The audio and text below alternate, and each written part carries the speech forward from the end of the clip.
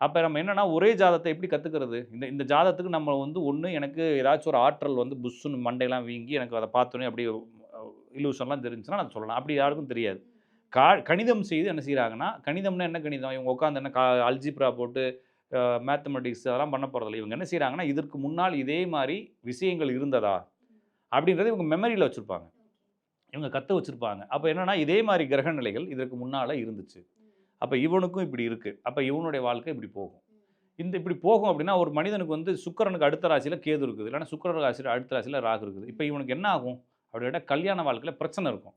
என்ன மாரி பிரச்சனை இருக்கும்? ஒண்ணு தாமதமாகலாம். அப்படி இல்லன்னா 30 வயசுக்கு மேல கல்யாணம் ஆகலாம். இல்லன்னா முன்னால ஆனா பிரேக்கப் ஆயிரும். டிவோர்ஸ் ஆகலாம். இல்லன்னா செத்து போயிரலாம். இல்லன்னா அவன் செத்து போயிரலாம். பொண்டாட்டி செத்து போயிரலாம். இல்லன்னா பொண்டாட்டி ஓடி போயிரலாம். இல்லன்னா இவன் ஓடி போயிரலாம்ன்னு சொல்லி எத்தனையோ காம்பினேஷன்ல ஒரு குடும்ப பிரச்சனை இருக்குது. இப்ப நம்ம ஏதோ ஒரு இதுல டிவில காட்டுறாங்க. "உனக்கு சொல்வதெல்லாம் உண்மை" மாரி. அது மாரி 1000 பிரச்சனை இருக்குது. ஓகேங்களா? எல்லா பிரச்சனையும் ஒரே அப்ப என்னன்னா, இது எப்படி நடக்கும்? அப்படின்னு சொல்லி நம்மனால என்ன செய்ய முடியாதுங்க? புரிஞ்சுக்க முடியாது. அப்ப இவருக்கு இந்த பிரச்சனை இருக்குன்னு சொல்லலாம். அப்ப அனுமானிக்கிறோம் நம்ம. இப்ப இப்படி இப்படி இருக்குது. அதனால இவருக்கு இந்த மாரி நடக்கும்னு அனுமானிக்கிறோம். தீர்மானமா இவருக்கு இதுதான் நடக்கும்னு யாருனாலயும் சொல்ல முடியாது. ஏன் அப்படின்னா, உங்களுடைய வாழ்க்கை எப்படிப்பட்டதுன்னு எனக்கு தெரியாது. நீங்க எப்படி சூழல்ல வாழ்ந்தீங்க? உங்களுடைய சிச்சுவேஷன் என்ன? நீங்க என்ன படிச்சிருக்கீங்க? நீங்க யாரோட எப்படி பேசுவீங்க?